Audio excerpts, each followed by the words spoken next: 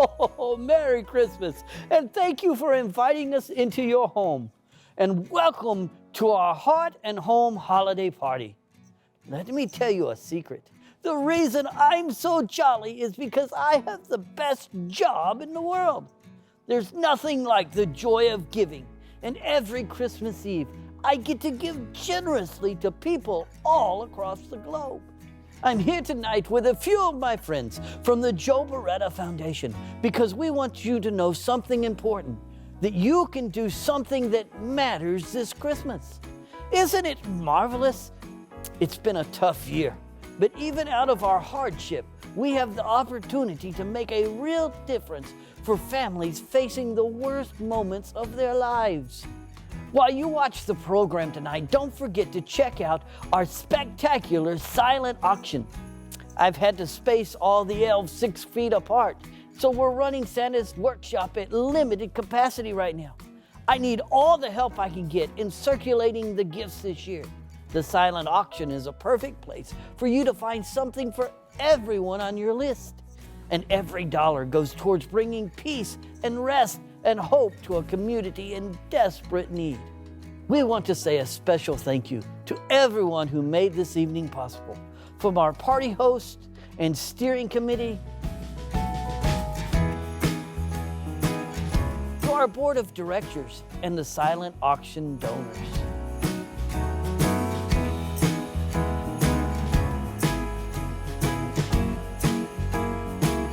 We'd like to especially thank all of our event sponsors: J.C. Moninger Incorporated, Calvary Church, and Parts Life, Amazing Grace Farm, Creating Healthy Relationships, LLC, the Scrabbage family, and the Kaplan family, Novatech, UPMC, Design Muse Styling, Care DX.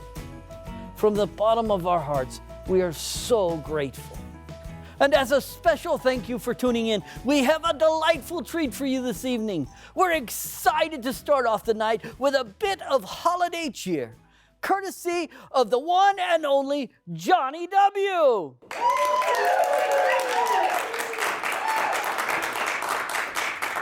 Thanks, Santa. Thanks, everybody. This is super weird and probably the largest gathering in America right now with COVID going on. It's a weird time. I know a lot of people watching at home. Maybe you couldn't gather with your family this year. I think it's great. I love my family, and it's great. But if you don't love your family, it's a great time because you can be like, look, I really wanted you to be here to your mother-in-law. You'd be like, Dr. Fauci said no. So it's a real bummer. My thing is, I usually go home for the holidays. Back to Knoxville, Tennessee. I live in Nashville now, but it's like, I don't like it. I'm bringing them here this year because I don't want to sleep on the airbed again. Anybody have to sleep on the airbed when you go home? It's the worst. You go in there. My brother, I feel like he gets even with me because I always picked on him growing up. And then he's like, stay in the guest room, stay in the guest room. Don't be such a big shot comedian, get a hotel.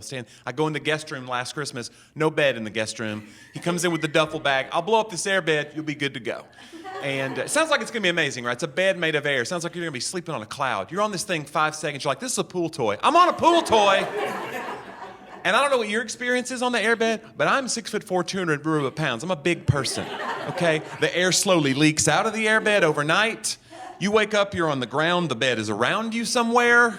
You lay down on a mattress. You wake up in an inflatable shame taco. Not cool. Not cool at all. I don't know. But I think that with the pandemic going on, we've learned to kind of like appreciate our spouse a little more. Maybe like my wife puts up with a lot. I'm a snorer. Anybody married to a snorer? Anybody else? Snoring's real bad in my house, and okay, a couple of guys. She's like a freight train. Pray. No, I don't know. It's like, to me, I woke up the other day and my wife was in the next room. I was like, are we that couple now? We're going to do this? She was like, it's so loud. I was like, do I have the apnea? People are dying from that sleep apnea. Do I have that? She's like, I don't know what that is. I said, do I stop breathing in the middle of the night? She said, no, I wish. It's hateful. And even worse than the snoring, y'all have what's called night terrors. Anybody know what night terrors is? Who have that? It's like you wake up, you see stuff at the foot of the bed. You don't. Is it real? Is it not? I'm punching and strangling, and it's my wife. It's no good. And but she started hanging her outfit on the door for the next day too. Maybe some of you ladies do that. You need to stop doing that. If you do that, you're scaring people. I wake up, it's like shirt, skirt, shoes in the shape of a person. Like, I said, you got to stop. She said, there's nothing on top, you moron. I said, which one is scarier to you, okay? A stranger in my room at night or a stranger in my room at night with no head wearing my wife's clothes? It's terrifying. Trying to lose a little weight. I actually I lost a little weight even during the COVID thing. I've lost about 60 pounds since last year. I'm pretty proud of that, 60 pounds, so that's pretty good. Thank you for climbing. Appreciate it. I will gain it back. I've proven it. I do the yo-yo diet a lot. I've been doing that low-carb diet, though, this past time. Who's doing the low? Anybody do that?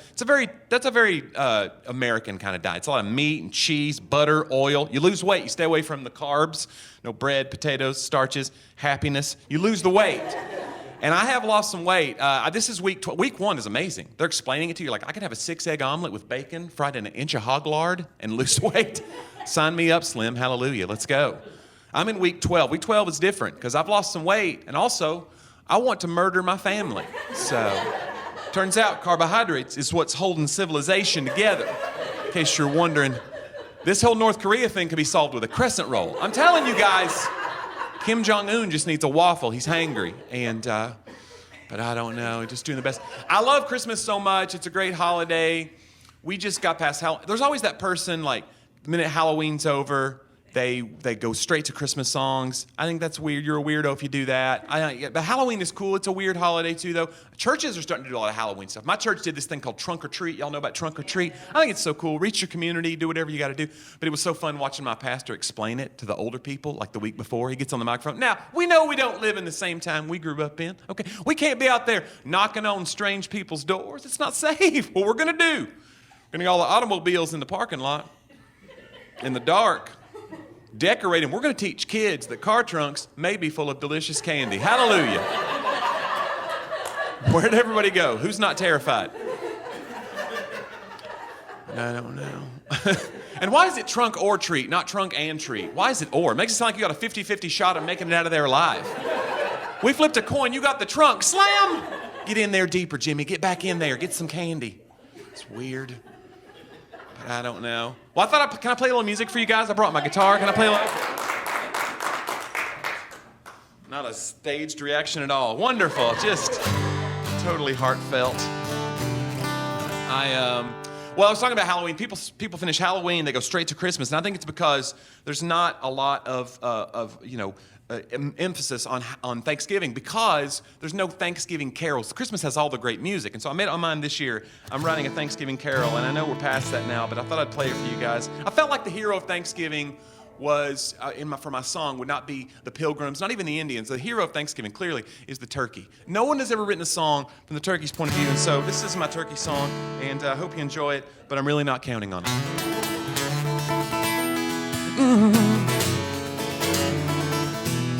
Yeah. Ah! He's got a knife! The next song I want to do. There's another verse. We don't have time. I think we are weird about food. You know, like I've noticed this. I always laugh at the vegetarians. There's a lot of vegetarians in Nashville. My wife has a friend, Stacy. She's a vegetarian. She wants to come out with us. Finally, churches are meeting in person. We're excited. Cracker Barrel opened last week. It's like the earth is healing itself. Thank you, Jesus. But then we go out to church. Stacy wants to come with us. I'm like, oh boy, I know Stacy's a vegetarian. I can't deal. I'm like, I don't want to deal with this. She's judging us, you know. My wife's like, it'll be fine. It wasn't fine. I'm having my old timers breakfast, holding my piece of bacon like an American. I feel Stacy's eyes on me the whole meal. I was like, what? She said, do you have any idea how they make that?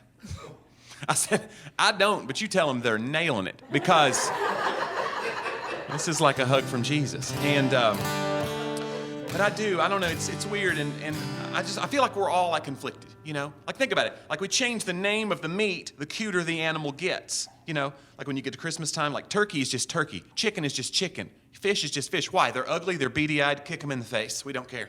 We get to cows, something happens in our minds, we're like, cows are cute, look at them. This one's beef, everybody on board, beef, it's what's for dinner. Okay, this isn't deer. Lord, no. Venison. Enjoy that venison. You know what I mean? This isn't raccoon. This is a McRib. We changed the names. We all feel better.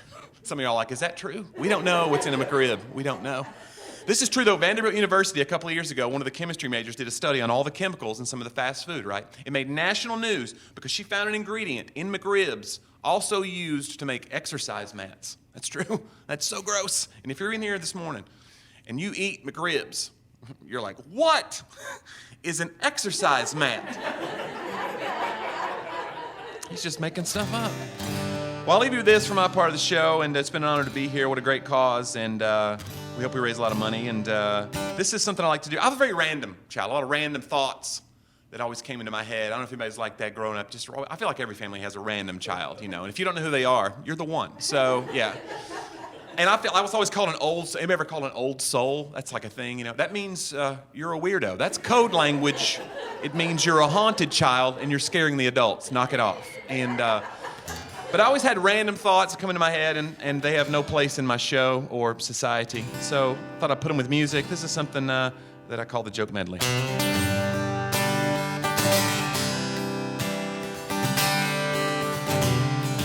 On Easter Sunday, I like to take my offering and put it in a tiny plastic egg and make the ushers search the room for it. Some of y'all like, I'm doing that next year. That's happening. Do dermatology conferences have breakout sessions? Thought it was pretty cool when I was a kid and my dad pulled my loose tooth using the old string around the doorknob method. It was less cool when he took out my tonsils.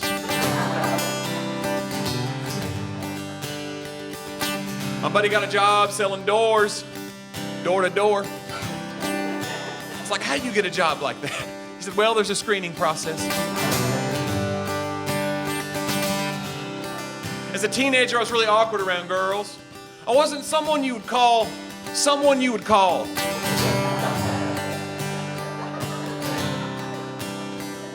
People who don't believe in autocorrect go straight to heel. If you didn't get that joke, you have a flip phone. I'm so sorry.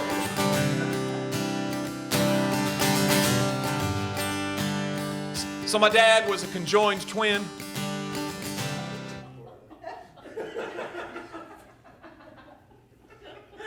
That's not the joke. Happy holidays. So my dad was a conjoined twin. We used to refer to his brother as my uncle on my father's side. It's all right, guys. It's fine. Settle down. They were surgically separated. Now he's my uncle once removed. Merry Christmas, guys. Thanks so much. I'm Jonnie W. Thank you very much. My name is Dr. Ashish Shah. I'm a professor of cardiac surgery, and I'm the director of heart transplant and mechanical circulatory support. You know, about a million people a year in the United States get a diagnosis of congestive heart failure. And the vast majority of these folks can be managed medically. And unfortunately, there are a select few, a group of patients that are really unmanageable medically, whose heart failure is so bad that they really are unable to do basic things during the day. They have progressive shortness of breath.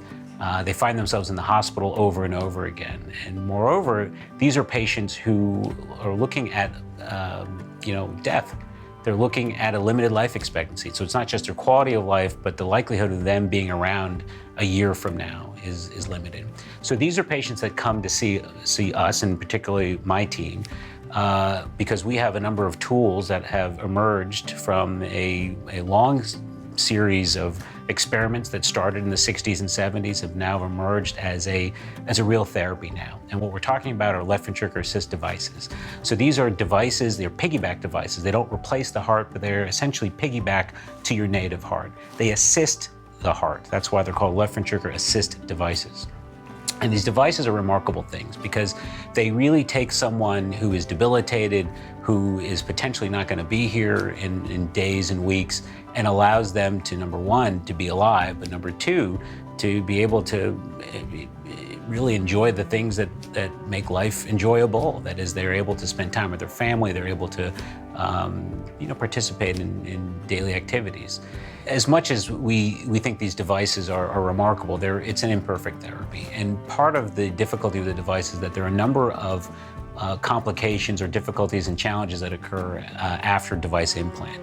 A lot of them are medical, and because of their nature and the fact that if we don't have enough opportunity to intervene, it can lead to people dying after the device, despite a successful implant. So as a result, we really need to keep patients and their families very close to their medical center where they had the implant. And the visits that are necessary are so that, number one, we can make an assessment of how they're doing both clinically and also emotionally. And so it's a really very important piece of success after device implant. But one of the byproducts of that experience is understanding that there are other elements to success in living well with these devices. And that really goes to all the things around a patient that supports them. We will call them social factors or social supports. But really, all of us on the medical side of things are really acutely aware of how those support systems impact life after and life with the left ventricular assist device. And so part of our vetting process to make sure someone is a good candidate for these devices, in addition to all the medical criteria, includes social forces and factors, meaning who's at home with you, who's going to help take care of you, who's going to help look out for you, get you to appointments. The second piece, obviously, are the economic factors. You know, you have to be able to get to the hospital and make your appointments. As it turns out, as much as we wish that devices can be just implanted and we don't have to see you again, we have to see the patients frequently. So that's a stress. That's a stress on the patient, it's a stress on families, but it's a necessary stressor. And really the third element, are people that are around you or supporting you while you're going through the process to help you get through it, because it's emotionally very, very difficult. And as much as as we like to be objective and scientific about these things, I think all of us on the team recognize that these social supports and the ability to have family around, to be in an environment that allows you to recover and heal from what is probably one of the most complex undertakings that we have is critical. After device implant, we do require patients to essentially move to Nashville to be close to the medical center. And because we take care of patients from a really broad geographic area, that means that many of these patients are far away from home, and they're going to be living close to the medical center where they're going to have access to plenty of medical care, but it creates a huge gap, and that gap is in the practical needs. The needs for the living day to day away from home. That includes gas and lodging, food, and the general comforts that we would normally associate with home, and recovering from big operations. We force patients to move out of that space, and that creates a real need and a real gap in our ability to care for patients.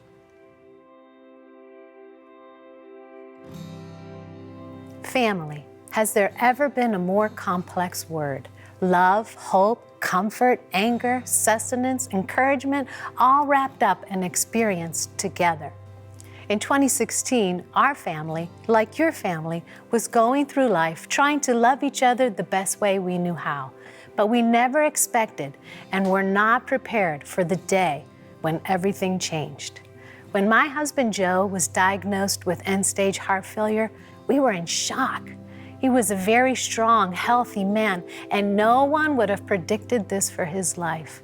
It left us feeling numb, like waking up in Tennessee after the tornado and seeing life built for years gone by in an instant. Our everyday lives changed, like the world's shared experience right now with COVID-19 and the loss of what we didn't appreciate at the time. Normal, everyday living was suddenly a thing of the past. Heart failure patients and their families understand this loss well, and we, as the Beretta family, found ourselves on a new road we had never expected to be traveling. Like a typical advanced heart failure family, we spent days in the hospital, sometimes 20 days straight in a row, to come home for 2 days and then return to the hospital for 10 more. We suffered with Joe as we watched our strong, capable, loving husband and dad struggle to even walk from one end of the room to the other. But even with all of this, we were fortunate. We had family and friends close by, and world-class hospitals were only a 15-minute drive from our home. While in the hospital, we were extremely blessed to have support close, and we never felt alone or forgotten. but we saw other patients who to us looked forgotten. While our room had life and food and energy because of visitors, others did not.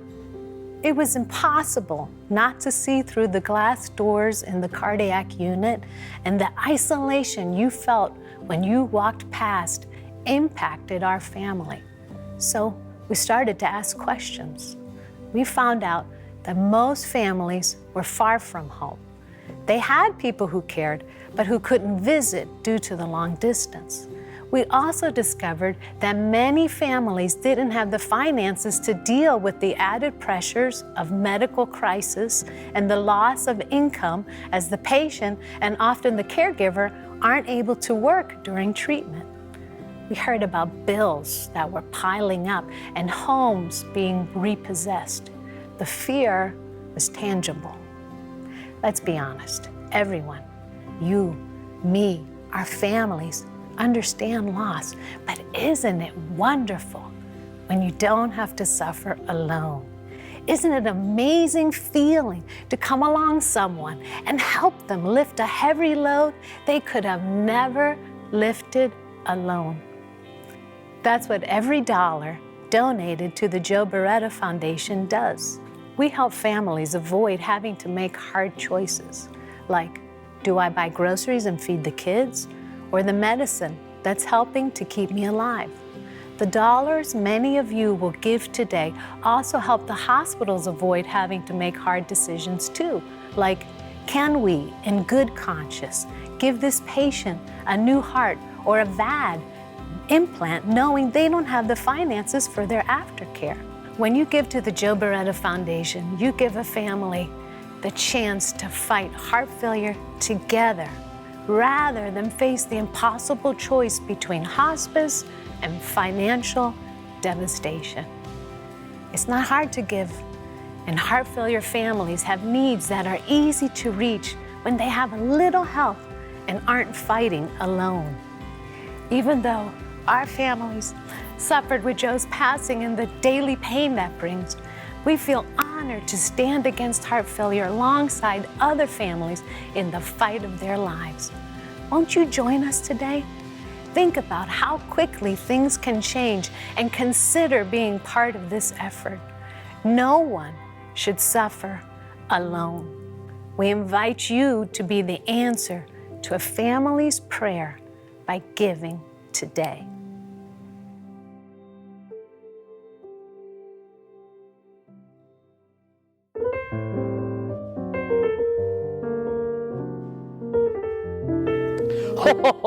You know my specialty is giving out gifts, but tonight I get to change it up a bit and give out some awards.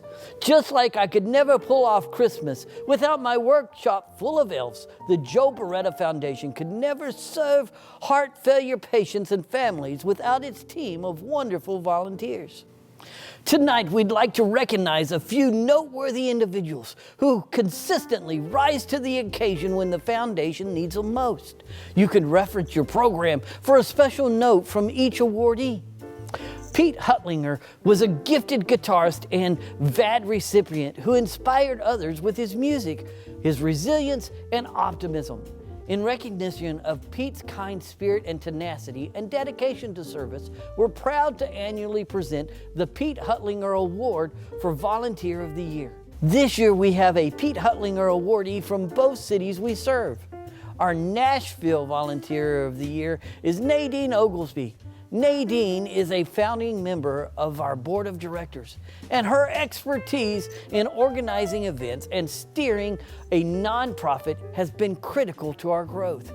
Nadine is creative, hardworking, and a steady voice of reason in our organization. We're grateful for her dedicated service and commitment to the Joe Beretta Foundation.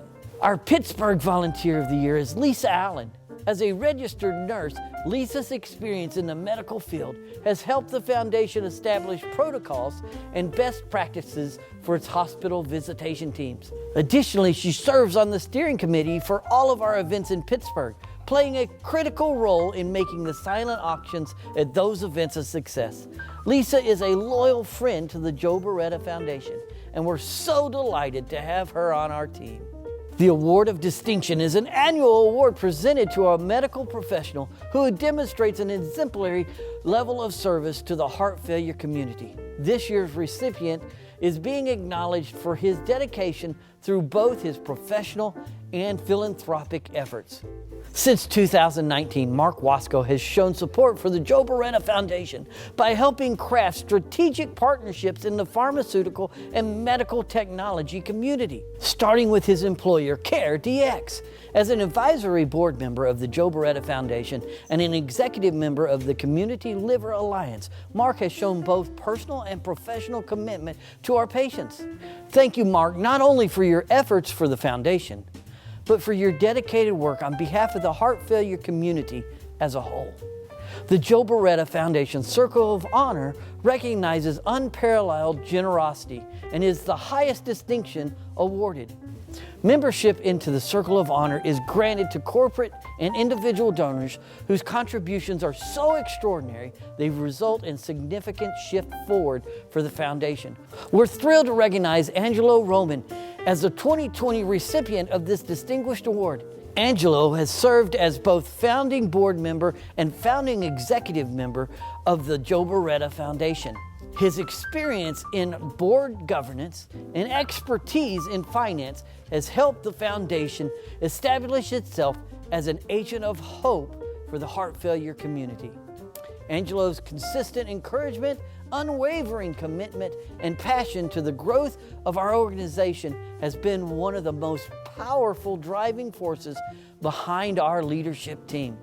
It's no exaggeration to say that the Joe Beretta Foundation would not exist in its current form without Angelo Roman, and we're incredibly grateful for the gift of his partnership. So now you've heard about how the foundation got its start and how other people are making a difference, but I bet you want to know more about exactly how you can help all those people in need. Up next, Executive Director Davey Shepard will tell you just that and how you can get involved too. During my father-in-law's battle with advanced heart failure, it felt like our family was living in a nightmare. But as difficult as our experience was, we knew other families were dealing with so much more. That's why we formed the Joe Beretta Foundation and made our mission to meet the practical needs of advanced heart failure patients and their families. Over the last 4 years, we've learned that those practical needs look different from place to place and family to family. In just a moment, you're going to hear directly from some of the families we've worked with about how we were able to help them specifically. First, let's talk a little bit about the 3 main ways that we're able to help through your support. The first and largest way that we currently help families is by providing for the cost of travel and lodging that is associated with heart failure. Remember, most hospitals don't have resources to treat advanced heart failure, so the majority of patients need to travel and temporarily relocate to a city with treatment centers to receive care. Treatment and recovery time can take 8 weeks or more, so most patients spend months away from their home and family, not only unable to work, but having to pay for temporary housing in the interim. Imagine the strain you'd feel if you or your loved one was not only in critical health crisis, but if you had to find a way to add multiple weeks at a hotel into your budget. This just isn't manageable for most families, even those who take great pains to be responsible and prepared. We partner with social workers at local hospitals to offset the costs of temporary housing, allowing families to use their hard-earned money wherever else they might need during times of crisis. Additionally, the exorbitant costs of travel add up so quickly. The high price of items like gas, vehicle maintenance, and food often cause patients to miss their appointments. In these cases, the foundation provides gas cards, gift cards to local restaurants, or works with reputable mechanics to ensure clients don't risk a setback in their health because of finances. The second way we help struggling families is by stepping in for patients who can't quite make ends meet back home. When you factor in the high cost of treatment and the lack of income for both the patient and the caregiver, many families are faced with impossible dilemmas. Do we pay our mortgage, or do we buy this month's medication? Do we pay our utility and electric bills, or our mounting medical ones? When the options are your home or your spouse or your child's life, you don't hesitate. But the consequences are often lasting, and they add a layer of grief to an already devastating situation. Under these circumstances, the Joe Beretta Foundation is able to cover the cost of utilities, rent, or a mortgage so families can focus on helping their loved one through recovery. Finally, regardless of what type of financial needs exist, all of our families share the common struggle of being away from loved ones during a medical crisis. We try to meet this need by showing that extra bit of care year-round, whether it's a care package for a caregiver who didn't have everything they needed when they left home, providing holiday gifts and meals throughout the year, or the important work of our hospital visitation teams. The isolation we've all dealt with over the last 8 months as a result of COVID-19 has been wearing for even those in good health. Now imagine that same isolation or worse inside of a hospital with an uncertain future due to heart failure. No one deserves to suffer through that alone. Our hospital visitation teams and holiday volunteers ensure that all families have a shoulder to lean on when they need it and remind patients that they're not alone or forgotten.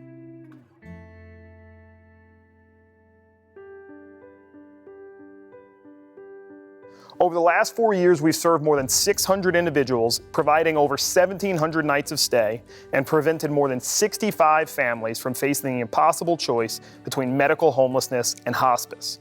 We're so proud of the impact your generosity has allowed us to have, but there is so much more important work left to do, and so many more families that need our help. So you might be sitting there saying, well, what can I do to help? Well, there are 3 easy things you can do for all of our patients and families in need. The first is the easiest. Simply head over to our Facebook and Instagram and give us a like. Your interaction with our posts and willingness to share them with your network introduces us to new people who might be interested in helping us as well. Second, if you're interested in being a holiday volunteer or in our hospital visitation teams, head over to www.thejoeberettafoundation.com to sign up. While our visitation teams are still on hold due to COVID-19, we hope to be back visiting patients in early 2021. Last, and certainly not least, you can provide a Christmas miracle for a family in crisis and join the 25 Club. When you sign up, your monthly gift of $25 will go directly towards covering a night of housing for a family in medical crisis. Every single month, you know that your gift will help keep a roof over someone's head. Thank you again for joining us this evening.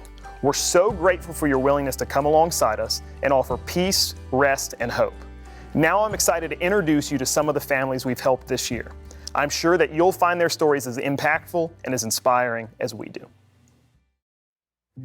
My name is Dangina, and I am from Rochester, PA. My son's name is Bernard Pugh. He was diagnosed with heart failure a couple of years ago, and it advanced and got worse, and he actually ended up getting an LVAD procedure done in February of this year. I watched my son go from a man that worked every single solitary day to someone that can't work and feels useless. Motherhood never ends. It's like now he's sick and he's older, but he's still my baby. I am so grateful for his life because in 2015, I lost a son that needed a heart transplant, didn't get the opportunities. He passed away, and he left behind 6 kids. So when Bernard got that opportunity to get the LVAD, as a mom, you don't ever want to bury a kid, and I was just so grateful. My name's Parker Cooper.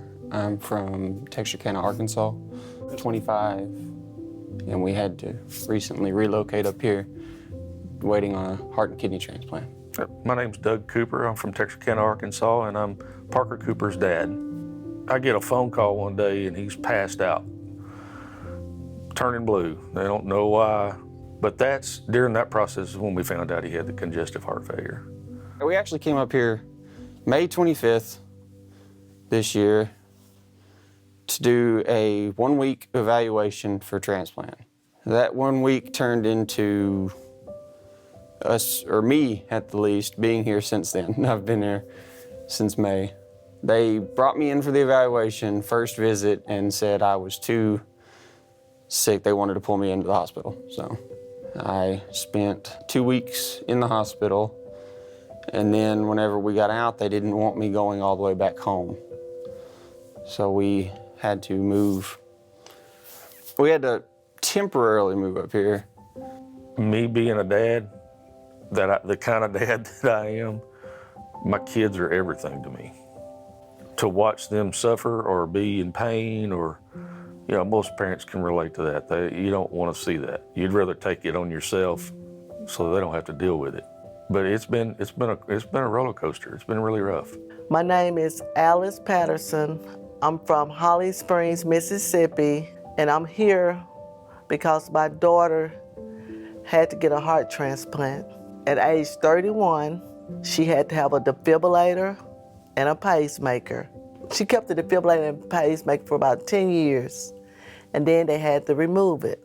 Then she had a first open heart surgery, which was trying to repair the valve.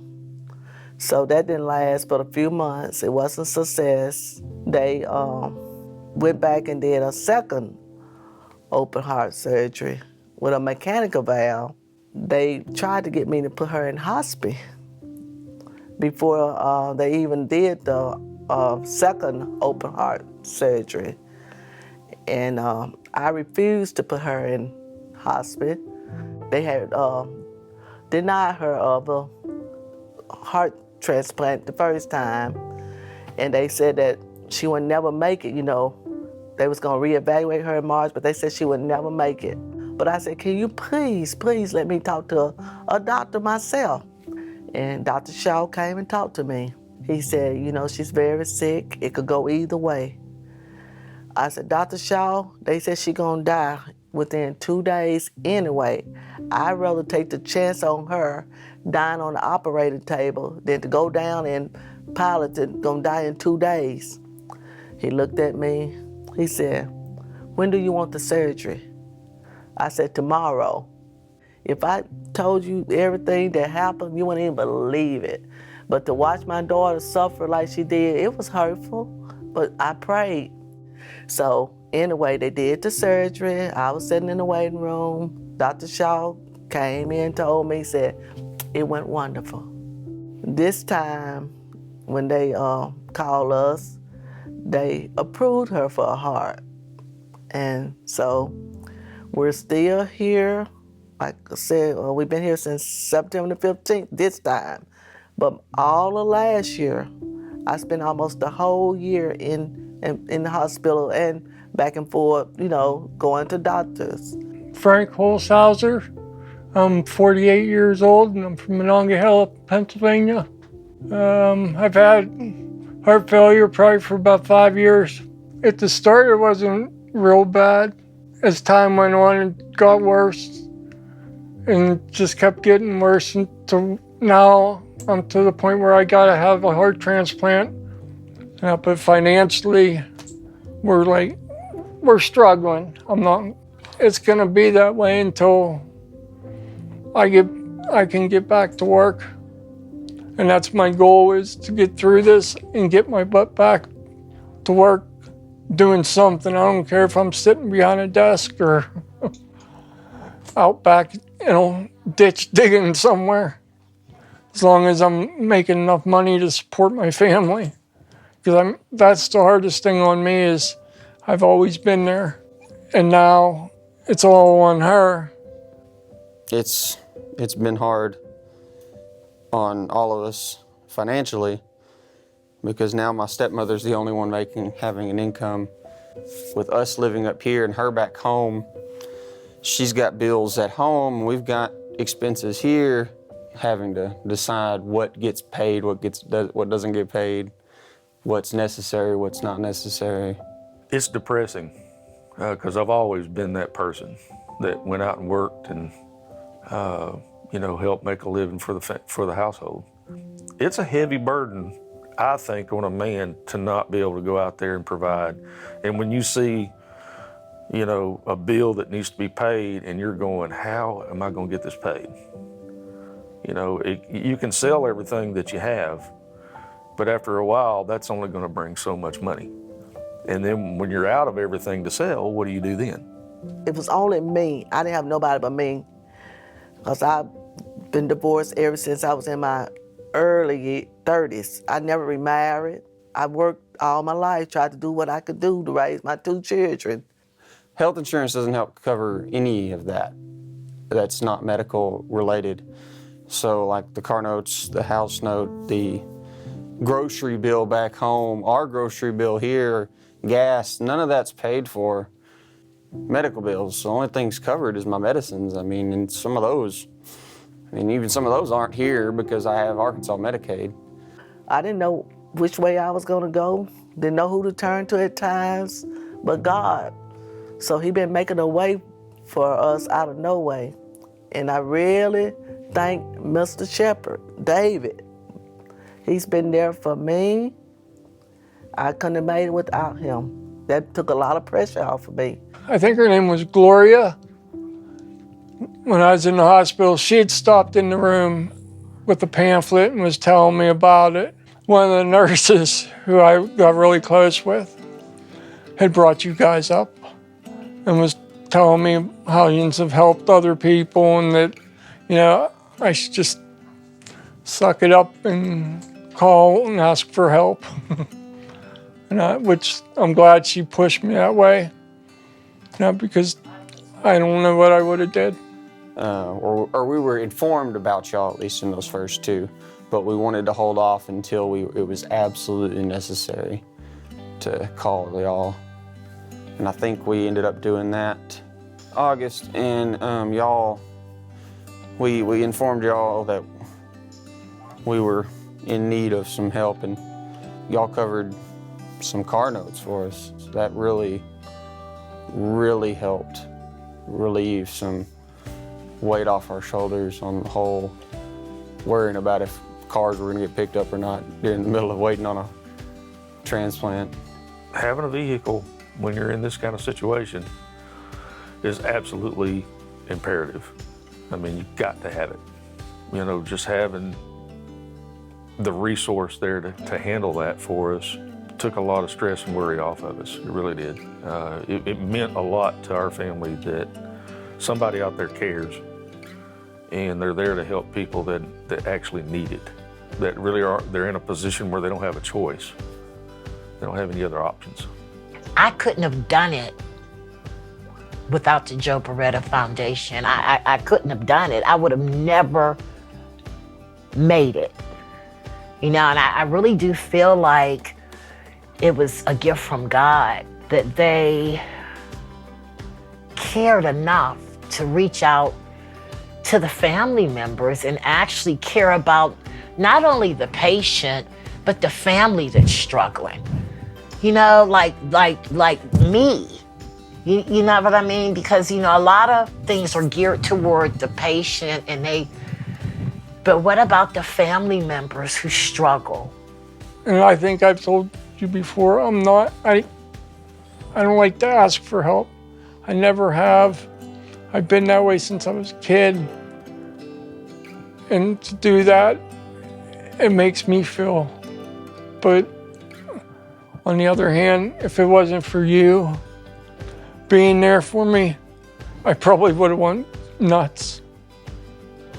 Yeah, because like I said, Ian's helped out so much. If anybody was able to support the Joe Beretta Foundation, please do. It could help a lot of people because a lot of people feel like giving up. They ain't got nowhere to go. Like, I don't know where I would have went. I really don't.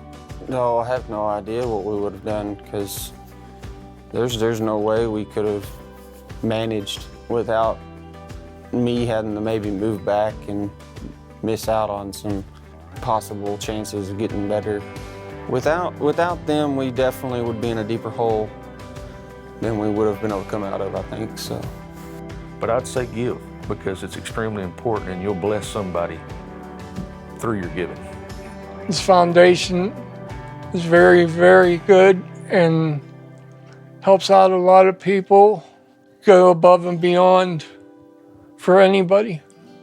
I would do anything for them myself if I could.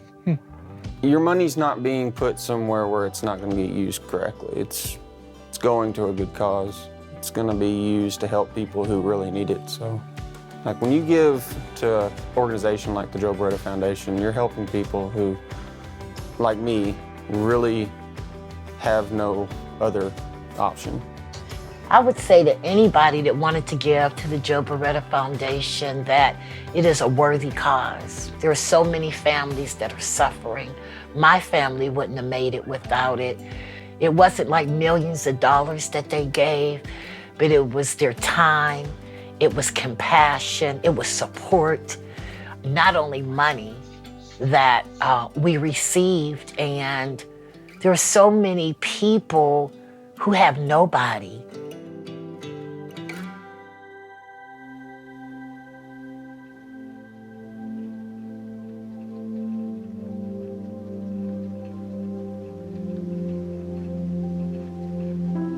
The holiday season is the most wonderful time of the year because the spirit of Christmas is all about generosity.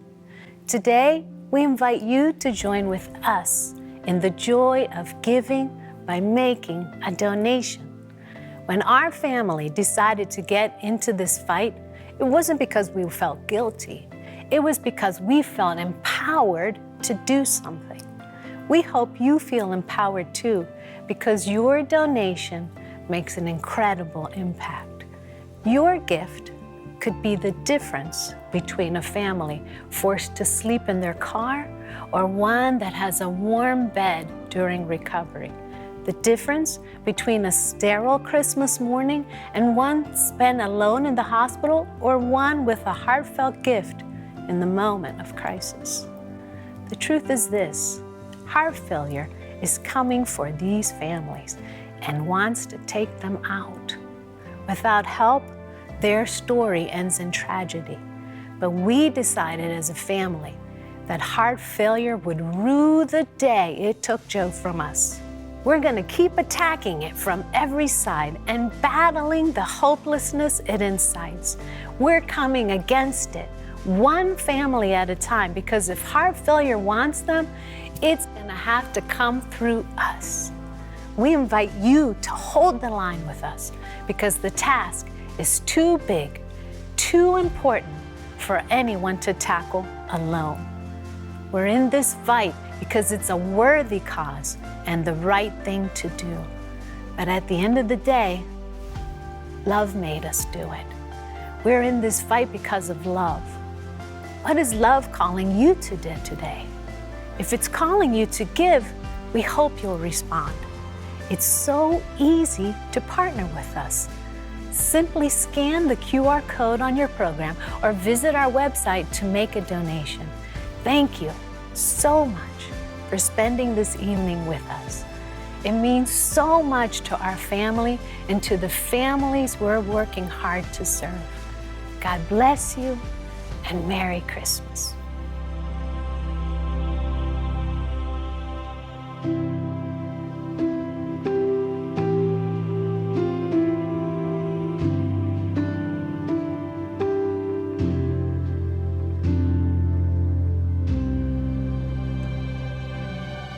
There are so many areas in our life where we're limited. But isn't it amazing to think that each one of us has an infinite supply of love and compassion? As this wonderful evening comes to a close, we invite you to open your heart to the spirit of generosity. Tonight, don't let what you can't do stop you from doing what you can. Thank you for being here tonight and partnering with us on this journey. Enjoy the cookies and the hot chocolate, and be sure to get your final bid in for that silent auction before it closes in just a few hours. I wouldn't be Santa if I went the whole night without giving a single gift. So don't forget to check our Instagram or Facebook to see if you're the lucky winner of a $100 Amazon gift card. We wish you and your family the merriest of Christmas and the happiest New Year, and God's richest blessings. Merry Christmas.